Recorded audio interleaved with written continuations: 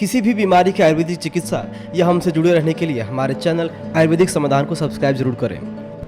आज हम आपके लिए लेकर आए हैं खांसी से बचाव के उपाय, बहुत ही सहज और सरल उपाय।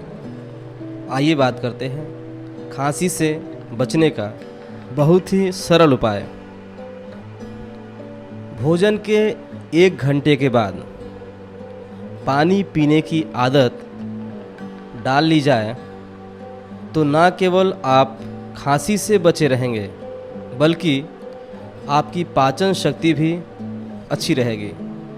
तो दोस्तों, बहुत ही सरल उपाय, खाने के 1 घंटे के बाद पानी ज़रूर पिएं।